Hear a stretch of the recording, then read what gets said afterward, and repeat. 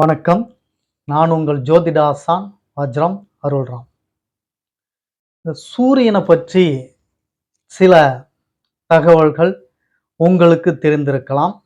ஜோதிடர் வாயிலாக அல்லது சமூக ஊடகங்கள் இது போன்ற யூடியூப் சேனல், புக்ஸு, நாவல்கள், கதை புக்கு இதன் வழியாக சூரியனுடைய தன்மைகள், சூரியன் கொடுக்கும் பலன்கள் இவைகளை பற்றி ஓரளவு உங்களுக்கு தெரிந்திருக்கலாம். ஒரு உதாரணத்திற்கு சொல்ல போனோம்னா, சூரியன் அப்படிங்கிறது தந்தை கிரகம் அப்படின்னு சொல்லியிருப்பாங்க. சூரியன் அப்படிங்கிறது பார்த்தீங்கன்னா, அதிகாரத்தை கொடுக்கக்கூடிய கிரகம் அப்படின்னு சொல்லியிருப்பாங்க. சூரியன் அப்படின்னா, குலத்தை சொல்லக்கூடிய கிரகம் அப்படின்னு சொல்லியிருப்பாங்க. சூரியன் அரசாங்க வேலைக்கு உண்டான கிரகம் அப்படின்னு சொல்லுவாங்க. இப்படி ஜோதிடர்கள் இந்த சூரியனை பற்றி சில கருத்துக்கள் சொல்லியிருக்கலாம். நீங்கள் இது போன்ற ஊடகத்தின் வாயிலாக தெரிந்திருக்கலாம், படித்திருக்கலாம். இதுவரையில் சூரியனை பற்றி தெரியாத விஷயங்கள், சில சூட்சமமான விஷயங்கள், அதை பற்றி தான் இந்த பதிவுல நாம பார்க்க போறோம் உறவுகளே. அதுல இந்த சூட்சமமான விஷயங்கள் சூரியனை பற்றி என்ன அப்படின்னா,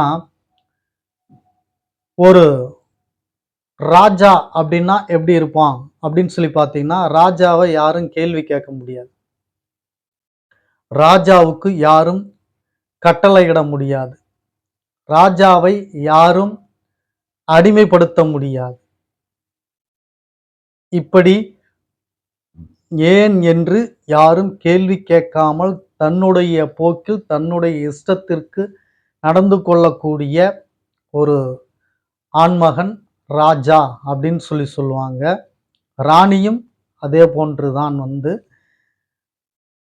இதுல ஏன் இங்க ராஜாவை பத்தி குறிப்பிடுறேன்னா, இந்த ராஜாவை போன்ற ஒரு யோகத்தை கொடுக்கக்கூடிய சூரிய பகவான் இவர்தான். அதுதான் தெரியுமே, நாட்டை ஆளக்கூடிய அதிகாரத்தை சொல்லக்கூடிய கிரகம் சூரியன் தான். சூரியனுடைய அனுகிரகம் இல்லாமல் அரசாங்க பதவியோ அரசாங்க துறையிலேயோ அதிகார ஆளுமைக்கு உட்பட்ட பதவியிலே உட்கார முடியாது அப்படின்றது சில தகவல்கள் நாங்கள் தெரிஞ்சிருக்கோம் அப்படின்னு சொல்லி நீங்க சொன்னாலும், நாட்டை ஆளக்கூடிய ராஜா கேள்விகள் பல பேர் கேட்பார்கள். எதிர்கட்சி தலைவர்கள் கேட்பார்கள், மக்கள் கேட்பார்கள், விமர்சனங்கள் நிறைய வரும். அதற்கு பதில் சொல்ல கடமைப்பட்டிருப்பவர் நாட்டை ஆளக்கூடிய ராஜா. இன்றைய லெவலுக்கு எடுத்துக்கிட்டோம்னா முதல்வர் அப்படின்னு சொல்லலாம். ஆனா நான் சொல்ல வர்றது என்ன அப்படின்றத பார்க்கறதுக்கு முன்னாடி, புதிதாக நமது சேனலை பார்த்துக்கிட்டு இருக்கவங்கள்ட்ட ஒரு சில வார்த்தைகள். உறவுகளே, உங்கள் நண்பர்கள், அக்கம் பக்கத்தில் இருப்பவர்கள், உற்றார் உறவினர்கள் எல்லோரிடத்திலும் எடுத்துச் சொல்லி நமது சேனலை சப்ஸ்கிரைப் செய்ய சொல்லுங்கள். நாம் ஸ்ரீ ஜெயகௌரி ஜோதிடாலய நிறுவனம் ஒன்றை நடத்தி கொண்டு வருகிறோம். அந்த நிறுவனத்தின் வழியாக இல்லாதவர்களுக்கும் இயலாதவர்களுக்கும் ஏழை எளியவர்களுக்கும் நம்மால் முடிந்த உதவிகளை செய்து கொண்டு வருகிறோம். அது மட்டுமல்லாது ஆலய பணிகள், இறை தொண்டுகள், வேலி வளர்ப்பது, ஹோமம் வளர்ப்பது இது போன்ற நற்காரியங்களையும் செய்து கொண்டு வருகிறோம். நாம் செய்யும் இந்த செயல்களினால் கிடைக்கப்பெறக்கூடிய புண்ணியங்கள் அத்துணையும் கௌரி ஆன்மீக சேனலின் பார்வையாளராக இருக்கக்கூடிய உங்கள் ஒவ்வொருவருக்கும், உங்கள் குடும்பத்தாருக்கும் கிடைக்கும் என்பதில் மாற்று கருத்து வேண்டாம் உறவுகளே. எனவேதான் சொல்கிறேன், எல்லோரிடத்திலும் எடுத்துச் சொல்லி அவர்களையும் சப்ஸ்கிரைப் செய்ய சொல்லுங்கள்.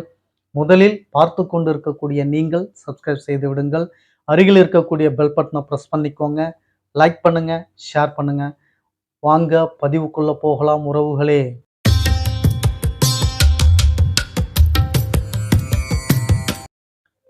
உறவுகளே, இந்த சூரிய பகவான் நாட்டை ஆளும் ஒரு தோரணையை கொடுத்தாலும், சூரியனின் சூட்சமான தன்மை ஒன்று இருக்கிறது.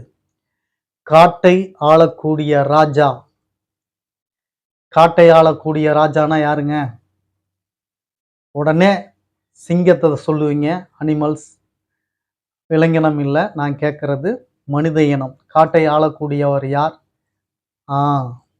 வனத்துறை அதிகாரி. வனத்துறை அதிகாரி தான் இந்த காட்டை ஆளக்கூடியவர். அவர் தான் ராஜா.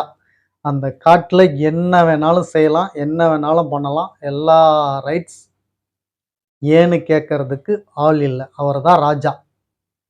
நாட்டை ஆளுபவர்களை கேள்வி கேட்க நிறைய பேர் இருக்காங்க. நான் ஏற்கனவே சொன்னேன்.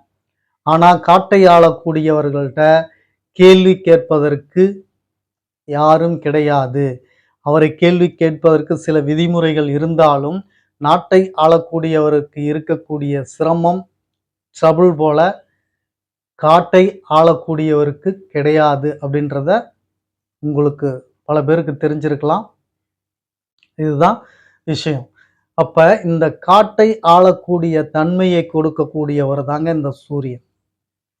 இன்ன வரைக்கும் நினைச்சிட்டு இருக்கிறீங்க அரசாங்கம் ஆள்றதுக்கு, ஒரு முதல்வரா ஆவறதுக்கு, அரசியல் ஈடுபடுறதுக்கு சூரியனுடைய தன்மைகள் வேணும். அந்த கிரகத்தினுடைய அனுகிரகம் வேணும், அருள் வேணும், அந்த கிரகம் பலமா இருக்கணும். இதெல்லாம் உண்மைதான். ஆனா இந்த சூட்சமமான விதியும் இதுல இருக்குது அப்படின்னு சொல்லி இன்ன வரைக்கும் நிறைய பேருக்கு தெரியாது.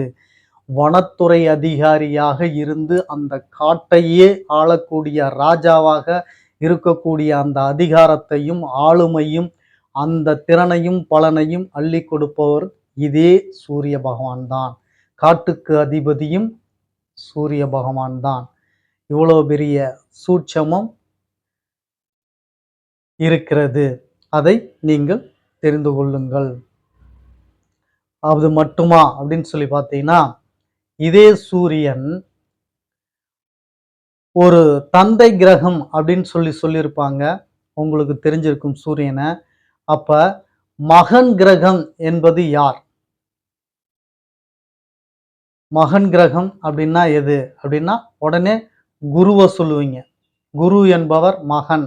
குருங்கிறது மகன் கிடையாதுங்க. குருங்கிறது பிள்ளைகள், வாரிசுகள். அவரு டோட்டலா பொதுவா பிள்ளைகளை குறிக்கக்கூடிய கிரகம், குழந்தைகளை குறிக்கக்கூடிய கிரகம், குறிப்பாக ஆண் குழந்தைகளை குறிக்கக்கூடிய கிரகம் குரு பகவான். அப்ப ஆண் மகன், அதாவது மகன், மருமகன் அப்படின்னு சொல்லி வருது இல்லைங்களா? அவரை குறிக்கக்கூடிய கிரகம் சூரியன் தாங்க. உங்க மகன் எப்படி இருப்பான்னா நேரா சூரியனை தான் பார்க்கணும். சூரியன் எப்படி இருப்பாரோ அதற்கேற்றவாறு தான் உங்களுடைய மகனின் தன்மைகள் இருக்கும். நீங்க பிற்காலத்துல உங்க பையன் உங்களை பார்த்துக்குவாரா, பார்த்துக்க மாட்டாரா அப்படின்றது எல்லாம் உங்களுடைய ஜாதகத்துல சூரியன் அமர்ந்த இடத்த வச்சு, சூரியன் சேர்ந்த கிரகத்தை வச்சு, சூரியனை பார்க்கக்கூடிய கிரகத்தை வச்சு நீங்க தெரிஞ்சுக்கலாம். இந்த சூட்சமும் சூரியன் தான் வச்சிருக்காரு. இந்த பலனையும் சூரியன் தான் தருவார். அது மட்டுமா அப்படின்னு பார்த்தீங்கன்னா, அதற்கடுத்து மாமனார் அப்படின்னா யாருங்க? மாமனார் அப்படின்னாலும் சூரியன் தான். உங்களுக்கு மாமனார் எப்படி இருப்பார்? தந்தை எப்படி இருக்கிறாரோ அப்படித்தான் மாமனாரும் இருப்பார். ஏனென்றால் தந்தைக்கு வேறு கிரகம் கிடையாது, மாமனாருக்கு வேறு கிரகம் கிடையாது. அதேபோல் மகனுக்கு வேறு கிரகம் கிடையாது, மருமகனுக்கும் வேறு கிரகம் கிடையாது. அனைத்தும் சூரியனே. நீங்க மருமகனை பார்க்கணும்னாலும் சூரியனுடைய நிலைப்பாட்டை வச்சு தான் சொல்லணும். மாமனாரை பார்க்கறதா இருந்தாலும் சூரியனுடைய நிலைப்பாட்டை வச்சு தான் சொல்லணும். மகனை பார்க்கறதா இருந்தாலும் சூரியனுடைய நிலைப்பாட்டை வச்சு தான் சொல்லணும். அப்பாவை, தகப்பனை பார்க்கறதா இருந்தாலும் நீங்க சூரியனுடைய நிலைப்பாட்டை வச்சு தான் சொல்லணும்.